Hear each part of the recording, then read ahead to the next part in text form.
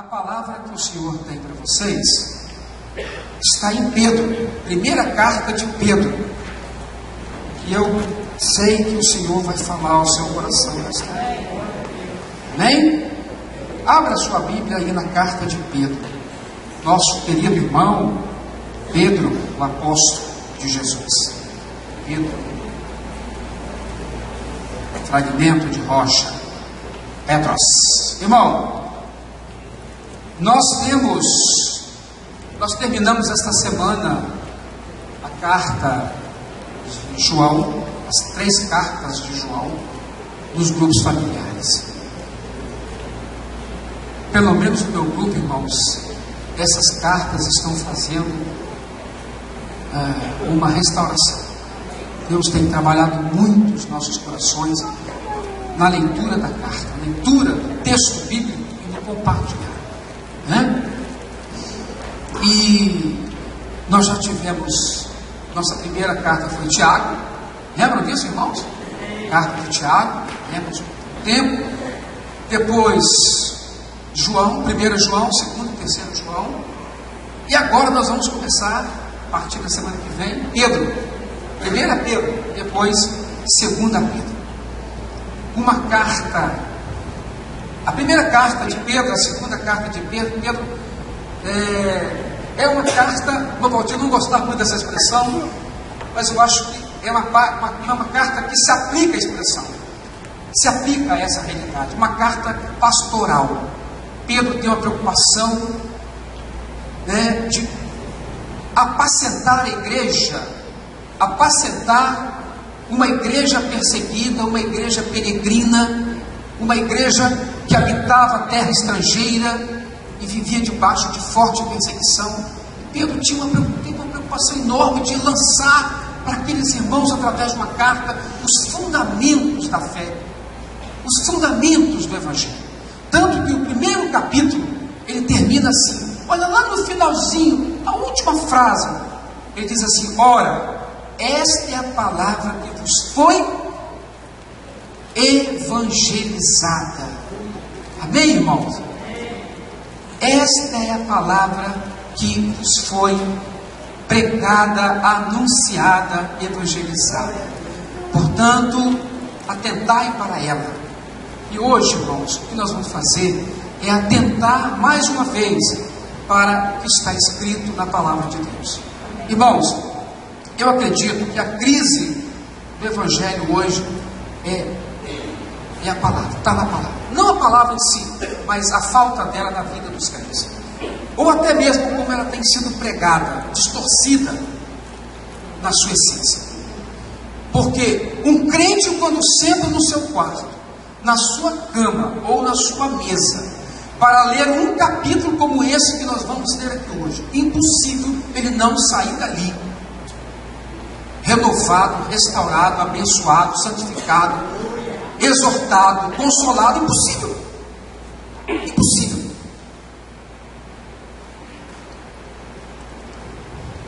Então não atente muito para o que falam por aí. Atente para o que Deus fala com você lá no seu momento com Ele, com a palavra. Mas as pessoas não estão gastando o seu tempo com a palavra de Deus. Um dia eu estava na escola, uma menina crente, ela estava com um livro dessa grossura. Eu falei: nossa, que livro é esse? Ela disse: senhor Miguel, já tem um tempo, aquele tal do Crepúsculo. Eu falei: menina, mas livro grosso. Aí ela falou assim: professor, eu falei: você está gostando? Ela falou: tá, todo mundo lembra. Aí eu falei: você está lendo a Bíblia? Professor, é muito grossa a Bíblia, uma letrinha pequena. Assim, irmãos. Eu falei: você está lendo um livro dessa grossura e está reclamando que a Bíblia é grossa? Então o que acontece hoje é mais ou menos, nós estamos vivendo no meio do cristianismo num ambiente apóstata. Existem gente com nome de crente, mas na verdade são apóstatas com a Bíblia nas mãos, né? Gente que já vivencia o nome de crente, de evangélico, mas que na verdade são apóstatas. gente que já deixou a fé, gente que não mais crê no que está escrito na palavra de Deus, né? Paulo diz que em Timóteo, o Espírito afirma expressamente que nos últimos tempos alguns iriam se apostatar da fé, abandonar a fé, deixar a fé, né? E ele mostra essa preocupação. A palavra apostasia vem de apol, que é longe, afastado, afastar-se da verdade, divorciar-se. A pessoa vai deixando aquilo que para ela, há um tempo atrás, era um princípio importante de vida, era fundamental para ela. O que era fundamento, hoje não é mais. E aí o Senhor me deu 7 pontos aqui, eu vou só ler para vocês, antes de ler a carta de Pedro, do que, como é a vida desses apóstolos que estão com a Bíblia nas mãos. Primeiro, são pessoas que param de ler a Bíblia. Antigamente era muito comum falar assim: a Bíblia é o meu livro de cabeceira. Lembram disso? Quantas pessoas falavam isso? Ou seja, era um livro, alguns até diziam, fica aberto, Salmo 91. Os crentes eram conhecidos como o povo da Bíblia, que botava a Bíblia debaixo do braço, chamava até de desodorante de crente, porque o crente saía. No meu tempo, quando eu era jovenzinho, na minha sala de aula, lá no João Bandeira, eu tinha uma turma lá que só tinha eu de crente. Eu morria de vergonha. Morria de vergonha. Hoje, onde você vai, você entra numa livraria evangélica, você não sabe que Bíblia você compra. Aí a moça chega, o cara chega, já começa a te oferecer várias versões, inclusive versões apóstolas. E aí, irmãos, a primeira característica da apostasia é essa: parar de ler a Bíblia. Você pode ter certeza, se você parou de ler a Bíblia, você está correndo um sério. Se você é uma pessoa que só vive de ouvir mensagens no domingo, ou ouvir esses pregadores televisivos, pode ter certeza que logo logo você está correndo um sério risco de deixar a fé, porque é condição sine qua non, é condição básica para você crescer na fé, você ter um tempo com o seu livro, a sua Bíblia. Então, primeiro, a pessoa para de ler. Segundo, lê e não concorda com o que está lendo. Tem muita gente que lê e não concorda. Alguém falou certa vez que algumas pessoas deveriam ler a Bíblia com a tesourinha e, esse versículo aqui eu não gostei dele, vou tirar fora. Isso aqui não serve para mim não. Isso que o gente falou aqui, ó, eu sou Deus, eu saro, eu curo, eu mato, eu firo. Não gostei desse negócio não, vou cortar esse negócio fora. Eu só gosto do Deus que cura. Só o Deus que manda e me dá. Esse é bom. Aí vai cortando as partes que você não gosta. Aí você faz um picadinho da Bíblia, né? A Bíblia toda picadinha. Lê e não concorda, e ainda discorda muitas vezes de quem prega aquilo que você discorda. Isso já é sinal claro de apostasia. A gente acha que a apostasia é aquele cara que sai da fé e começa a trabalhar contra a fé. Mas os inimigos da fé estão dentro do arraial, muitas vezes travestidos de ovelha, mas arrastando multidões com distorções teológicas. Lê e não concorda. Outro, lê e critica. Outro, lê e distorce. Ou seja, lê o texto e aí começa a buscar o famoso comentário. Vai nos comentários. E aí o comentário, dependendo do comentarista, daqui a pouco você sai da leitura ateu.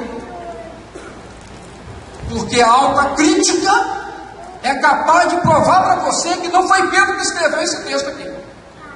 Porque o grego do texto de Pedro é um grego impecável.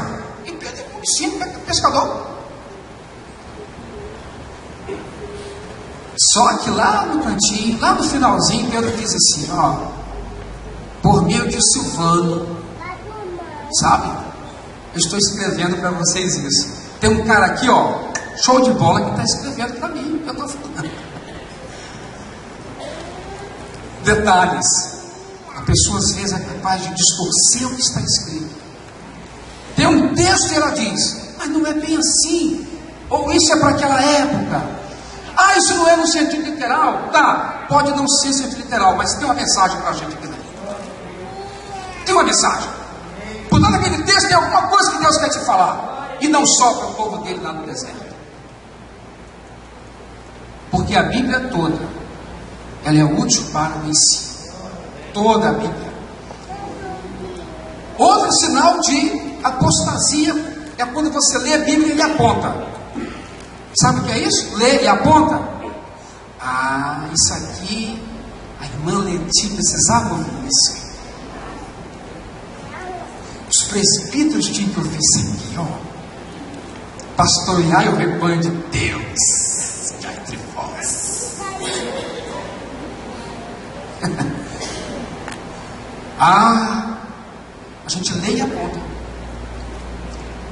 Qual é o princípio para você entrar no teu quarto, fechar a tua porta e ler a Bíblia? Para que é? Para apontar? Não, é para Deus falar com você. Vocês sabiam, irmãos, que eu tenho pregações, mensagens prontas? Eu tenho a mais velha que eu tenho em casa, tem 16 anos. Eu nunca consegui pregar. Nem vou pregar, porque aquela mensagem Deus deu para mim. Eu estava escrevendo a mensagem pensando em pessoas. Quando eu acabei, a pessoa falou assim, é você esse cara aí. Pode guardar isso, você não vai pregar isso não. Primeiro que você escreveu na carne. Carnal. Você escreveu apontando. Mas essa mensagem, essa palavra é para você. Você que é isso aí. Por isso que eu nunca preguei para você, não sou doido. Um dia talvez eu pregue. Mas o que é certo é isso. Lemos e apontamos. Lemos e não praticamos. Isso é apostasia. Vocês estão entendendo o que eu estou falando, irmãos? E o que eu vejo hoje é algo que me machuca muito, porque eu vejo pessoas que se dizem, muitas vezes, isso é muito comum no ambiente de escola. Você vê a pessoa chega, manda parar tudo. Já tem tanta gente que faz, para tudo, vamos orar agora, fazer assim. E eu dentro de escola isso. Parece que a escola virou a igrejinha deles. E daí é bom sai fazendo estrago emocional na vida das pessoas, machucando as pessoas, ferindo pessoas, fofocando, destruindo o ambiente, indo atrás de envolvimentos políticos, relacionamentos escusos, batendo o pé dizendo que é crente. Portanto, lê e não pratica. Nós vamos ver aqui que tem textos na carta de Pedro que são muito práticos e que eu preciso viver isso. Porém, eu não vivo. E por fim, irmãos, paramos de ler, lemos e não concordamos, lemos e criticamos, lemos e distorcemos, lemos e apontamos, lemos e não praticamos. Sabe qual é o último ponto? Você abandona a Bíblia. Acabou, abandona a fé. Ou seja, a Bíblia não tem mais valor para mim. Não é mais meu livro de vida. E aí pode ser qualquer outra coisa, menos as Escrituras. E aí nós vamos ver, a gente vê famílias que vão chegando, o Valtinho dizia muito isso, né? Que ele via famílias que não eram nada, famílias destruídas, foram restauradas, e essa família tornou-se ungida e usada por Deus, e via famílias que eram tão usadas por Deus, o Evangelho desapareceu dessas famílias. Isso. Perderam a graça, perderam a alegria da salvação. Isso porque apostasia. Cuidado, irmão, eu vigio, eu tenho falado com minhas filhas, falo com elas, querida, a Bíblia diz que as vestes, está lá em Timóteo, a mulher quando se veste deve se vestir com modéstia, decência e bom senso. Eu falo com elas. O que é isso? Está escrito? Tá. É para obedecer? É. Então por que, filha, você quer usar esse tipo de roupa? Porque você vai a uma loja e compra essa roupa.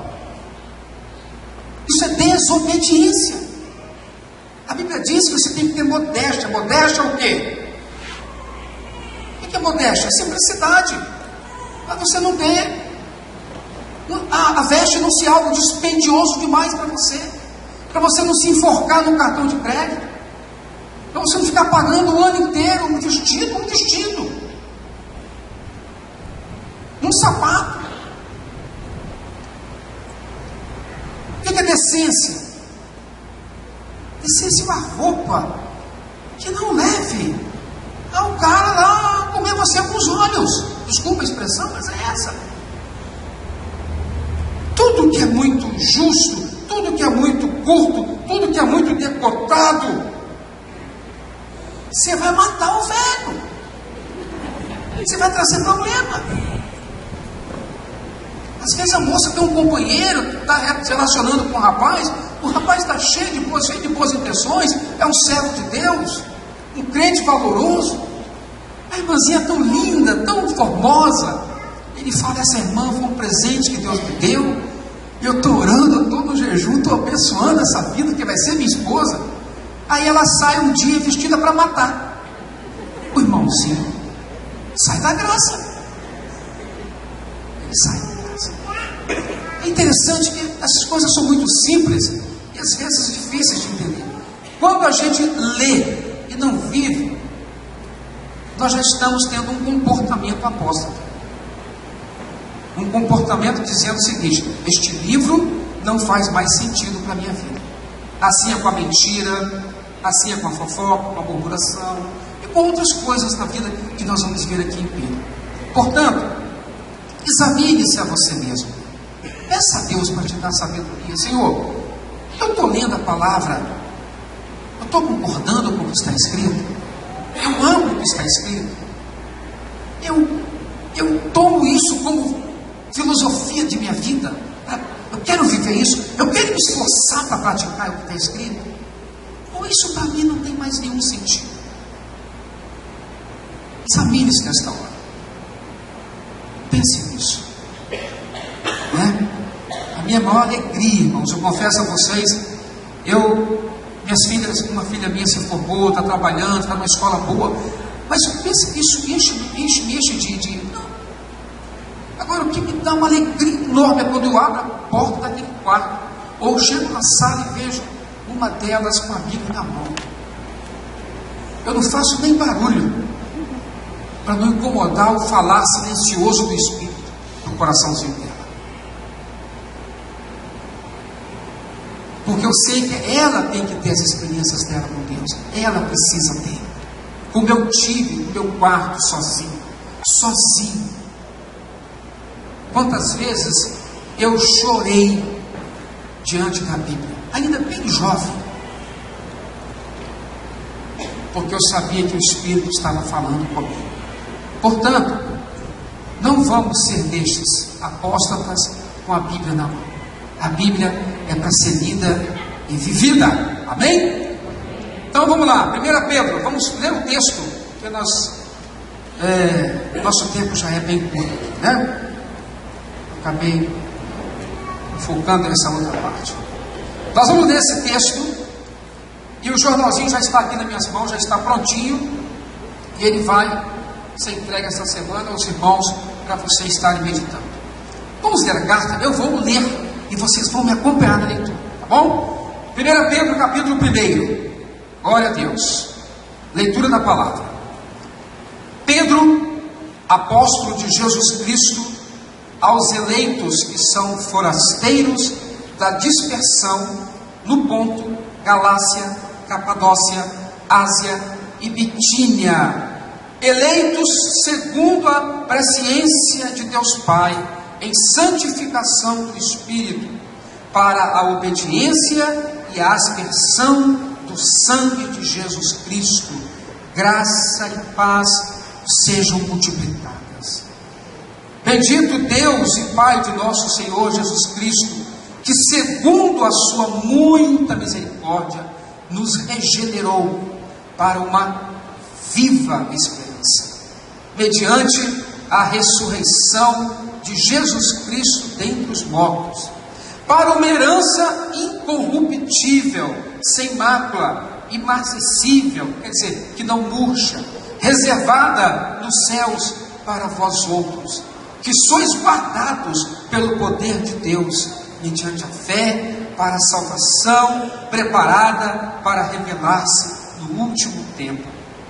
Nisso exultais, embora no presente, por breve tempo, se necessário, sejais contristados por várias provações, para que, uma vez confirmado o valor da vossa fé, muito mais preciosa do que o ouro perecível, mesmo apurado por fogo, redunde em louvor, glória e honra na revelação de Jesus Cristo, a quem, não havendo visto, há mais, no qual não vendo agora, mas crendo, exultais com alegria indizível e cheia de glória, obtendo o fim da vossa fé, a salvação da vossa alma. Foi a respeito dessa salvação que os profetas indagaram e inquiriram, os quais profetizaram acerca da graça a vós pouco destinada, investigando atentamente qual a ocasião ou quais as circunstâncias oportunas indicada pelo Espírito de Cristo, que neles estava, ao dar de antemão testemunho sobre os sofrimentos referentes a Cristo e sobre as glórias que o seguiriam. A eles foi revelado que, não para si mesmos, mas para vós outros, ministravam as coisas que agora vos foram anunciadas por aqueles que, pelo Espírito Santo, enviado do céu, vos pregaram o Evangelho, coisas essas que os anjos anelam perscrutar. Irmãos, isso é muito extraordinário, isso é muito lindo. Por isso, cingindo o vosso entendimento, sede sóbrios e esperai inteiramente na graça que vos está sendo trazida na revelação de Jesus Cristo. Como filhos da obediência, não vos amoldeis às paixões que tinhais anteriormente na vossa ignorância.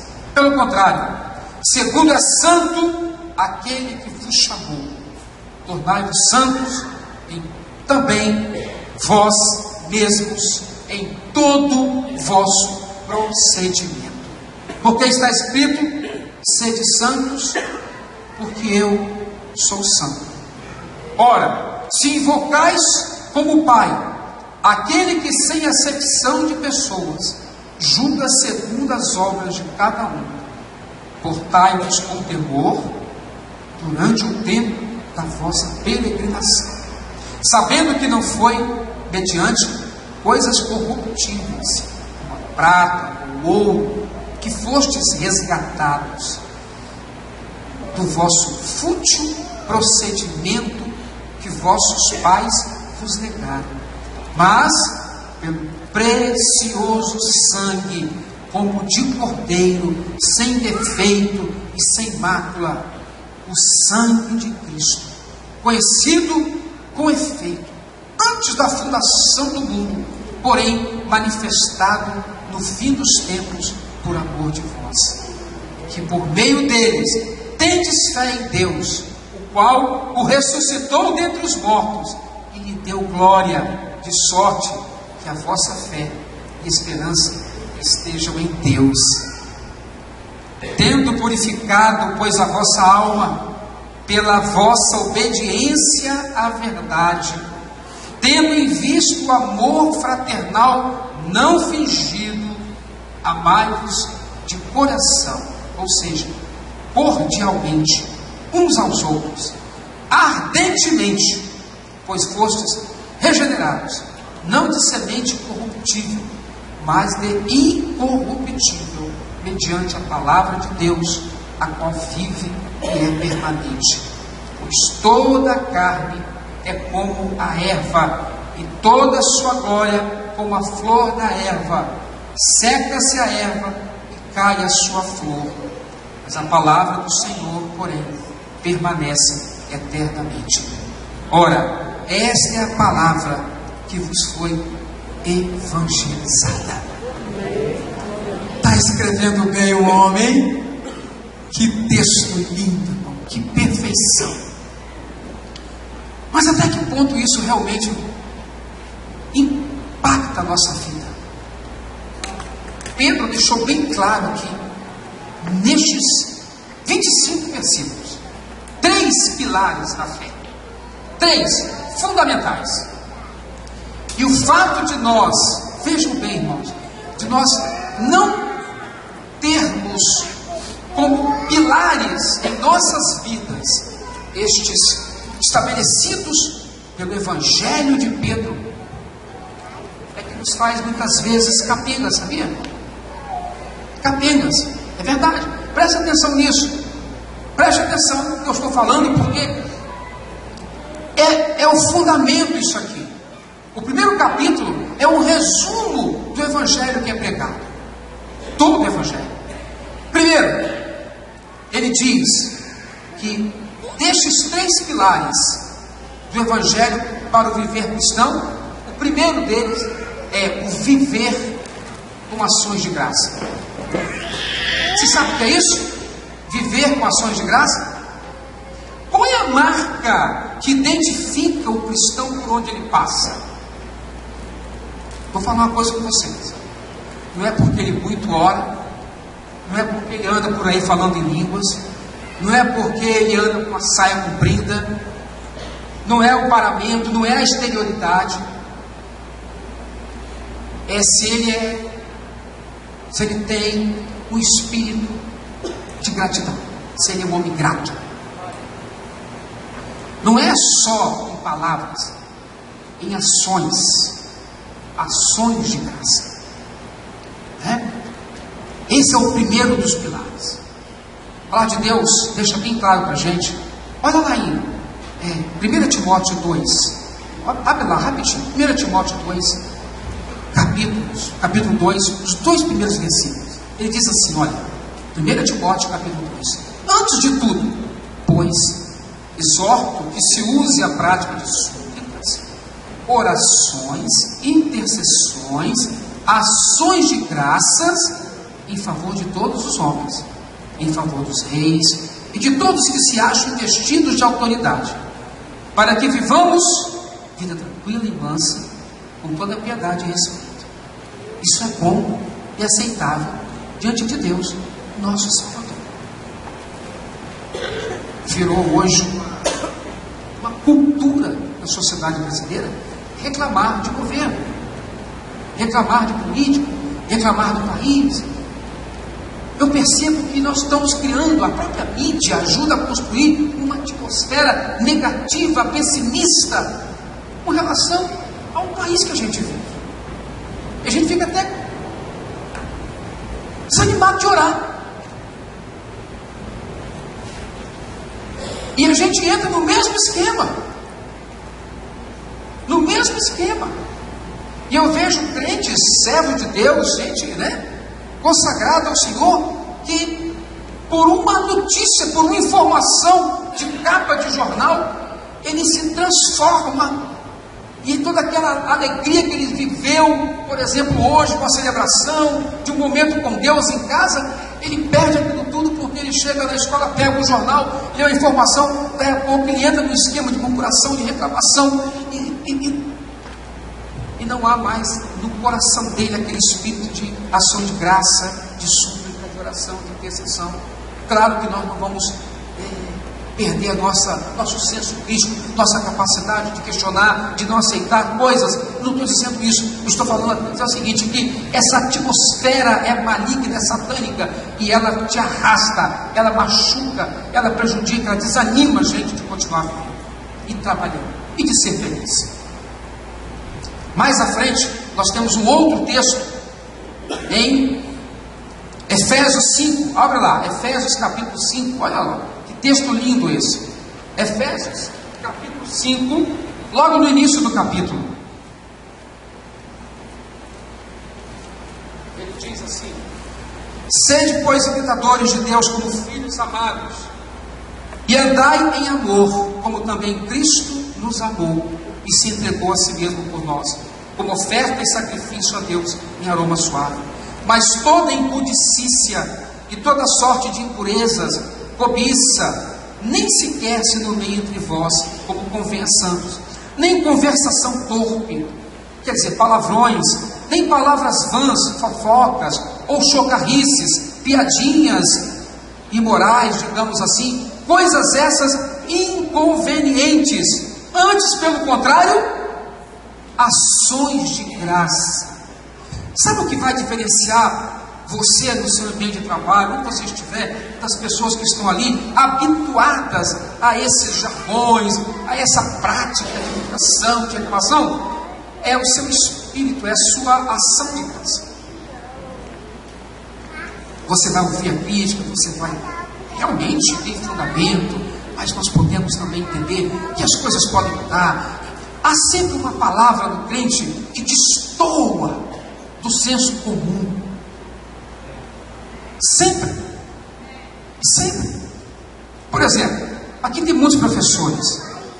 Quando a gente sai da sala, na terceira aula, e sai para o recreio, a primeira aula, a professora entra na sala, batom na boca, cabelo comprido, toda linda, bonita. Começa a aula. 30 minutos, 40 minutos, já começa a pressão. Você ouve um gritinho aqui, outro gritinho ali na escola, já começa o estresse. A segunda aula, troca de professora, a meninada do corredor, você já começa a ouvir os gritos maiores. Você passa na sala da colega, já não tem mais batom, porque ela já comeu o batom. De tanta reclamada da meninada. E a meninada está perdoando, não viu, irmãos? Tá não, tá? Terceira aula, irmãos, nós já estamos no clamor, pedindo ao Senhor que antecipe o recreio, porque ninguém está aguentando mais. Quando a gente sai, a gente ouve na porta assim, e ele sai. Eu falo, vão com Deus, meu Deus, vão. Não, vem uma coisinha, vai. Eles passam. Depois eu vou sozinho, andando por aquele corredor vazio ali.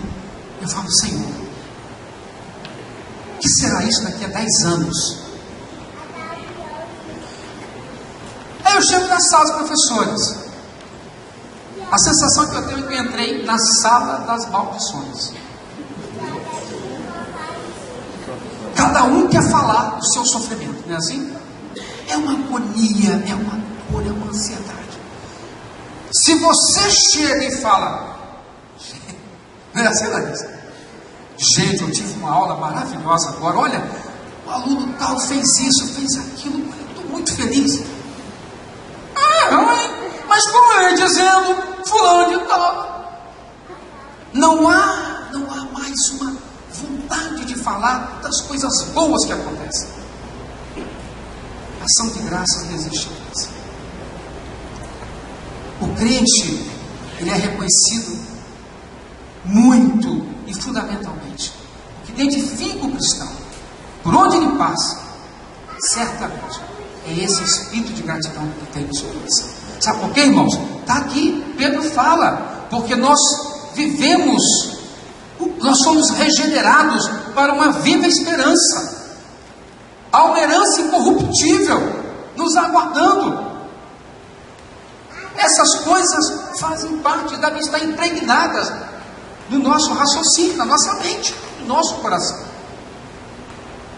Pedro, quando começa a escrever, ele diz: aos forasteiros, aos parepidemos, que quer dizer estranhos na terra, os que são peregrinos, estrangeiros, residentes aqui por pouco tempo, vocês estão só de passagem por aqui. Deixem o meu sinal, deixem a minha marca. Nós estamos nesta terra para deixar uma marca. E o que identifica o cristão quando ele passa é o seu espírito de gratidão. O primeiro pilar é a ação de graça. E vou falar uma coisa com os irmãos, que esse sim é o problema mais sério. É o que está em Filipenses capítulo 2. E é o que tem destruído muitas pessoas. Está lá, Filipenses capítulo 2, versículo 14, que diz: fazei tudo sem murmuração nem contendas. O que a murmuração faz? Ela cria, Eu estava escrevendo e o Senhor mostrou ao meu coração. O que acontece? Tudo começa com um descontentamentozinho. O primeiro descontentamento que você tem, esse descontentamento é o símbolo da murmuração. O descontentamento produz uma murmuração, uma reclamação. Essa reclamação, ela traz um azedume, traz um ambiente azedo, um ambiente pesado, uma atmosfera sobrecarregada. Vocês sabem do que eu estou falando. Quem é casado, vive em casa com filhos e família, sabe o que agora é uma bonança, em 5 minutos pode virar uma tempestade, por causa de uma murmuração. Parece que a gente dá dianteiro ao inimigo, e ele toma conta do ambiente e lança seta inflamada. E o que era ambiente de paz vira um ambiente de guerra, de sofrimento e de lágrimas às vezes.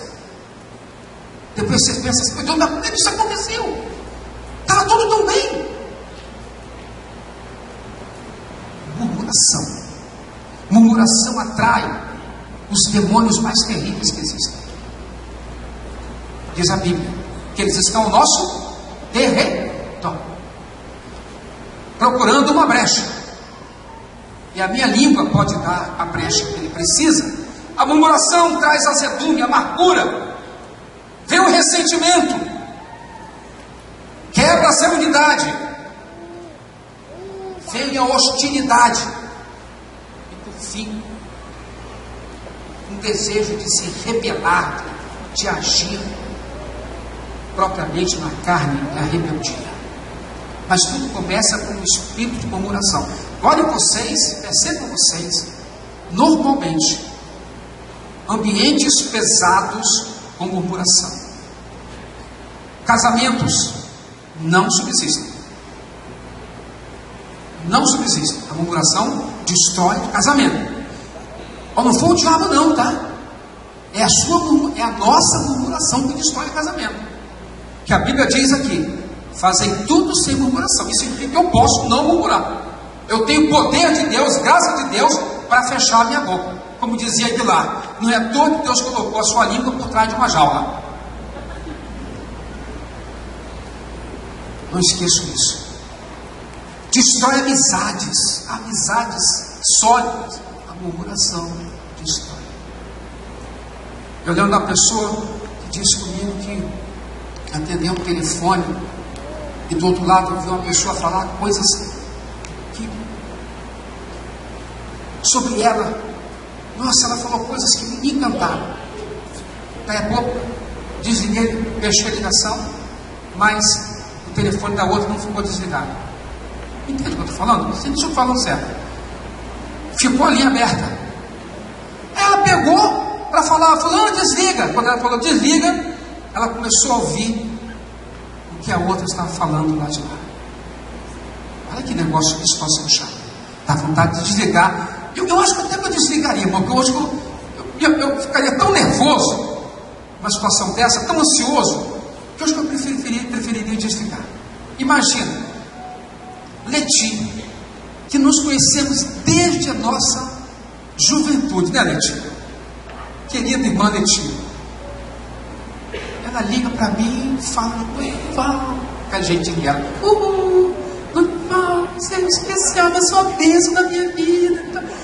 Aí desliga o telefone, a linha continua aberta, eu pego: Leti, desliga. Aí ela fala assim: aquele presbíterozinho de merda. Mais ou menos assim o negócio. A mulher ficou ouvindo tudo na linha e falou assim: desgraçada. você podia ter fechado a boca, ou pelo menos desligar o telefone, né? Direito. Mas essa murmuração, alguma coisa que mexe com você e leva você a murmurar. Pois eu digo a você que a murmuração é do capeta. E ele pode destruir suas amizades, destruir família, destruir empregos. Gente perde emprego por causa de murmuração. E mais, pode destruir a sua própria vida. Porque este é um pilar da fé. Porque Deus nos deu um espírito de gratidão. Todo crente tem esse espírito. Vamos ser gratos, irmãos. Vamos viver com ações de graça. Amém? Vocês entendem o que eu estou falando, irmão? Outra coisa, a murmuração traz doenças para a gente. Traz enfermidade, traz câncer, traz pressão alta. O Senhor está nos livrando aqui, ó. Pedro está falando, gente, não vivam murmurando, não vivam reclamando. Pensem na herança que vocês vão ter, mesmo que vocês estejam passando por tribulação, dificuldade. Irmão, isso aqui, sabe o que estava perseguindo a igreja? Sabe aqui? Quem estava perseguindo a igreja nessa época? Era Paulo Artung, não, nem Dilma Rousseff, não, era Nero. Nerinho. Você conhece aquele demôniozinho? Vocês têm que exultar. E porque vocês estão passando por alguma tribulação, provação? Nero.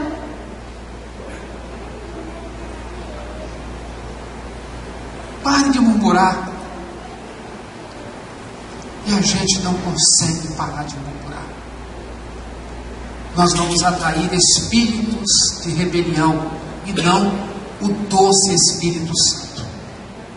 Nós apagamos o Espírito. Meu Deus, tem misericórdia de nós. Irmãos, isso está levando muita gente à ruína, à apostasia, reclamação. Está vendo como é simples o negócio? E ao mesmo tempo complicado? Mas não é só isso não que Pedro fala.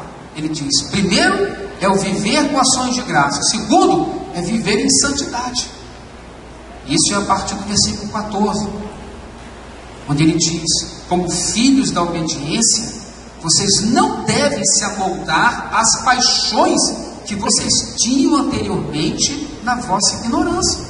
Eu fui ver, irmão, essa palavra aqui, ó, amoldar.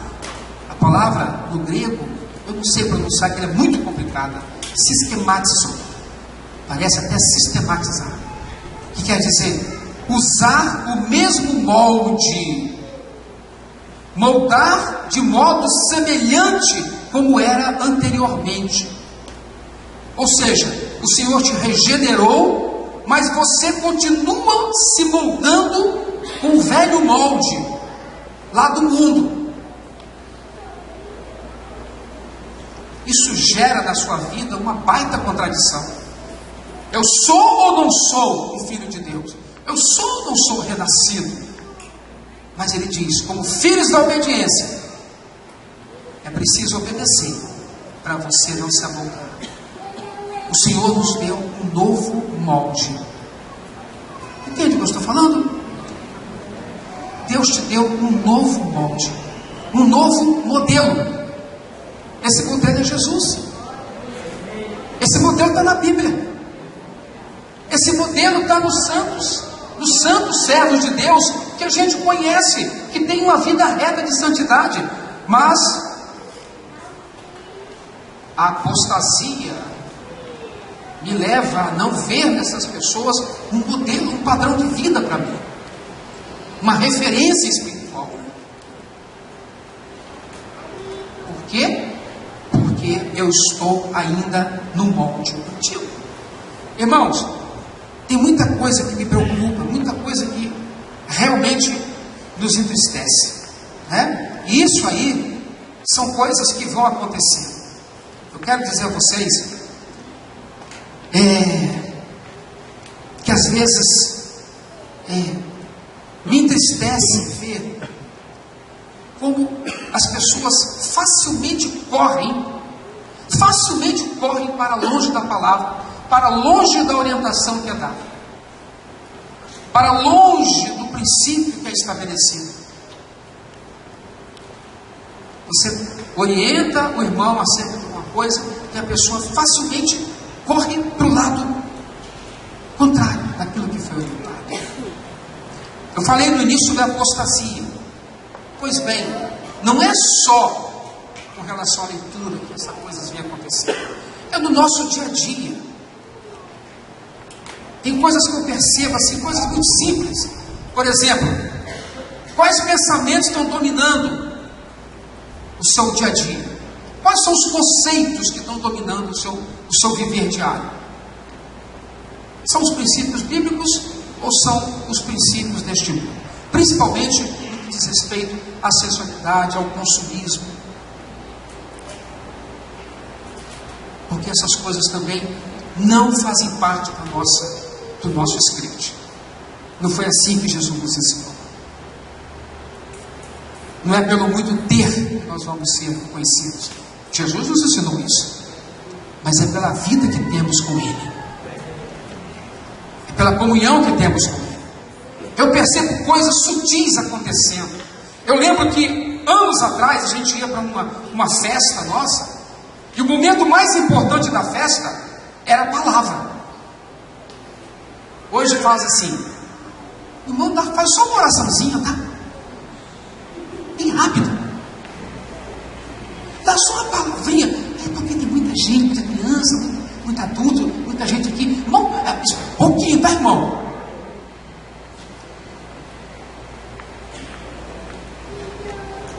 Eu lembro que antigamente não, alguns dias atrás, um momento importante, se eu junto um povo inteiro que não conhece Jesus, numa festa minha, eu que sou crente, vou fazer o quê? Irmão, não ora não. Não fala não. Ó, se puder falar, nem fala em Jesus. É mais ou menos isso que eu estou entendendo o que a pessoa está me dizendo. Como a festa não é minha, eu obedeço. Mas são coisas pequenas. Eu tenho interesse em que aquelas pessoas que estão ali saibam que a festa é de um crente? Então, não. Então é apostasia. Abre o olhinho. Nossas festas estão cada vez mais parecidas com aquelas festinhas do mundo. Alguma coisa. Cadê o molde? Onde é que está o molde novo? A minha Bíblia diz que eu não posso mais me envolver e amoldar as antigas paixões. Lembro que uma vez eu conversei com uma professora amiga minha, se converteu muito feliz. Eu me converti, Jesus e tal. Falei, que bom, fulana. Jesus é bom e tal. E conversando. Ela chegava, irmãos, todo dia conversando comigo, falando das coisas que ela tinha experimentado na reunião. E ela gostava muito de dança. Ela falou, Nilson, o que você acha? Eu vou muito a boate com meu marido. Eu continuo indo, porque eu gosto de dançar. Só que a dança em casa. Põe a música, vocês dançam, vocês dois, depois vocês se beijam na porta, fica à vontade. Mas eu gosto da boate. Eu falei, você não acha que é um pouco arriscado você agora, os dois, assim, caminhando em Cristo? Aí eu falei assim, você chega lá, vocês sentam, aí seu marido está vendo lá, né, a moça dançando, e mexe para lá, e remexe para cá, e mexe para lá, e vai no chão, sobe no chão, e faz a baixadinha, e senta na garrafinha, e não sei o quê. Você não acha que aquilo pode mexer com o cara? Você não acha? O cara é muito visual, o cara, ela falou assim, não sei, nesse ponto aí eu tô... Tá bom. E disse o contrário também. Ela me contou várias experiências que ela viveu em boate. O cara mandando um bilhetinho para ela, o garçom trazia. Já pensou? Ela continuou a vidinha dela, irmãos. Ela não só deixou a convivência da igreja, como se separou também, por causa de traição. Não sei se foi boate, mas não precisa para trair você de boate, não. Você pode trair dentro de uma arraial desse aqui, Aqui dentro você pode estar traindo só. A coisa é séria. Portanto, qual é o molde que você tem? Pensa nisso. será que é grego? Não, falando português, né? Falando português, graças a Deus é português. Então, qual é o primeiro pilar da fé? Viver com ações de graça. Qual é o segundo que Pedro fala? Viver em santidade. Santidade é o segredo interior que dignifica e diferencia o cristão do mundo. Santidade. Não estou falando aparência não, tá, irmão? Estou falando de essência, viu? De essência. Vale a pena pensar nisso. Eu estou moldado às velhas paixões ou ao novo molde que o Senhor tem preparado para mim? E por fim, Pedro fala em viver em amor. O terceiro pilar é o amor. Ações de graça, mais gratidão, menos murmuração, santidade, novo molde. Ontem eu falei para o rapazinho lá. Falei, rapaz, agora seus olhos, você fez uma aliança com os seus olhos. Você vai olhar para essa moça. Ela é a sua esposa. Olha para ela. A sorte sua é que ela é muito bonita. De olho nela. Fixe os seus olhos e não em outra donzela. Porque é assim o processo. Seus olhos correm e você vê o que você não poderia ver. E é atraído e cobiçado por aquilo que você vê. E aí o inimigo te arrasta. Nós temos um novo molde. E este novo molde precisa ser vivido. Eu fico com o novo molde. Com aquilo que a minha Bíblia me ensina. E a minha Bíblia está bem clara. Filhos da obediência, fujam das paixões deste mundo. João disse: se você ama o mundo, o amor do Pai não vai estar em você. Não tem como ficar.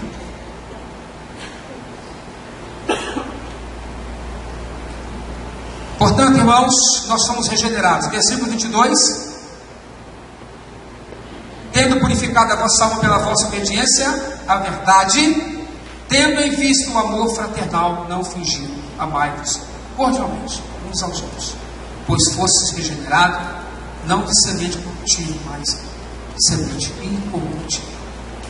Portanto, irmãos, eu quero dizer a vocês que o amor, eu gosto muito, a Bíblia tem falar de amor como dom supremo, mas eu gosto muito do amor como fruto do Espírito, como algo que você recebe quando você tem o Espírito Santo. Então, você que está aqui, seja qual for o seu temperamento, se você recebeu o Espírito Santo, se você é um servo de Deus, foi regenerado, você é capaz de amar até o seu inimigo. É capaz.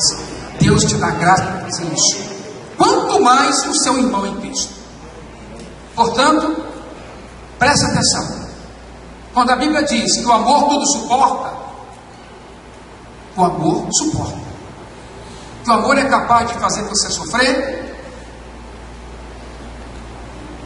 sofra. Suportar é suportar mesmo. Não é um anjo que vem aqui e faz um malabarismo assim, você fica de repente cheio de amor pela pessoa. Não, você tem que suportar aquela pessoa, sendo ela chata ou não, porque o dom do Espírito em você te leva a viver o amor, o fruto desse novo viver. Amém? Já pensou se a gente começa... Imagina agora você levando isso aqui para dentro da sua casa. Imagina, Luísa, eu e você vivendo essa ações de graça, mesmo quando o cafezinho não está gostoso, e você fala, graças a Deus, amor, que café abençoado esse. O arrozinho ficou meio duro, linguiça salgada. Esse viver em santidade, este viver em amor, vamos trazer isso para dentro da nossa casa. Vai mudar o cenário. Vai mudar o cenário. Vai mudar o clima. Vai mudar a ordem das coisas.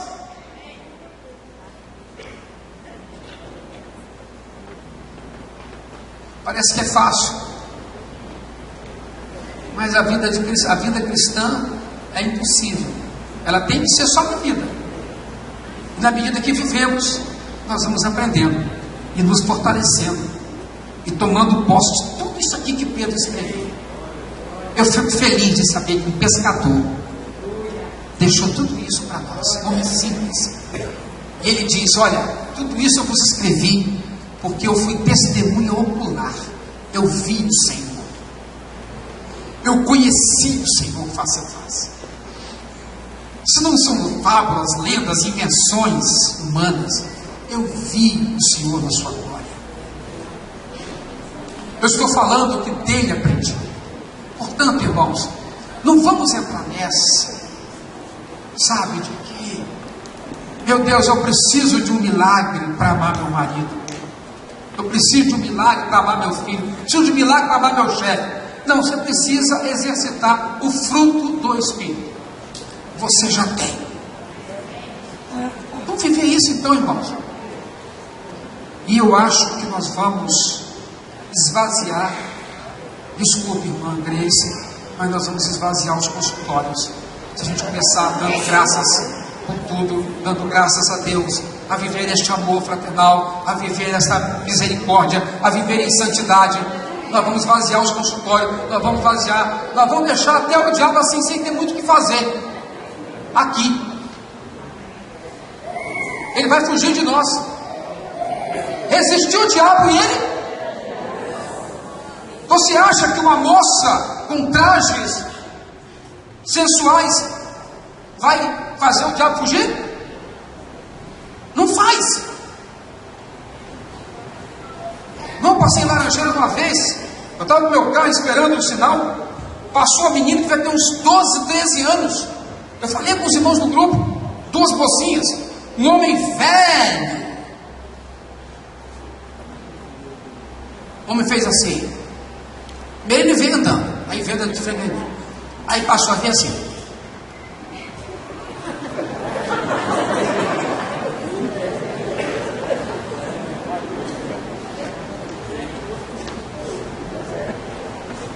Elas vinham da academia, provavelmente.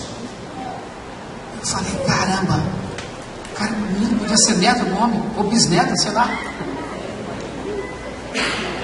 Então não vai atrair coisa boa, não. Resista o diabo. Diga não a ele. Diga sim ao novo molde que o Senhor preparou para você. E você vai ver que a vitória virá. A vitória virá. A vitória já chegou. A vitória está dentro de nós. Irmãos, um dia eu me casei com a minha esposa, Dali, minha esposa Luísa. Eu lembro que passamos alguns anos da nossa vida em batalha muito grande, porque um queria mudar o outro. Eu queria transformar minha mulher. Eu, como um obreiro, servo de Deus, e queria isso, queria aquilo, queria que ela fosse de um jeito, queria que ela fosse assim. Deus falou comigo assim, Jesus falou comigo, ama essa mulher, começa a amar. Viva isso que você declarou para ela. Você não está mudando a Alexandra não, Alexandre. Nem você mudar a Alexandra, Alexandre. Aí quando eu comecei a dar a ela a dignidade de esposa e amada como esposa, ela mudou. E eu também mudei. E nós mudamos. E está melhor o negócio, irmãos. Já avisaram aqui para vocês, às vezes, nosso irmão Norival Júnior não está aqui hoje, irmão. O Norival Júnior saiu com a loira dele. Um dia eu postei assim no Facebook, Luísa, ao seu lado eu sou mais feliz. Irmãos, quase 400 curtidas. A maioria mulher. E lá no trabalho, o efeito que isso traz na cabeça das pessoas, na escola. Isso é a graça de Deus. É a graça de Deus. Vivendo isso, nós não ficamos orando um pelo outro para nos amarmos ao outro, mas não. A gente só ama, só curte, só se relaciona. Pega a mãozinha, faz isso.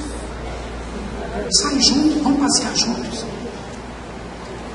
Ore caminhem juntos e vocês vão ver os milagres acontecer. O milagre já chegou.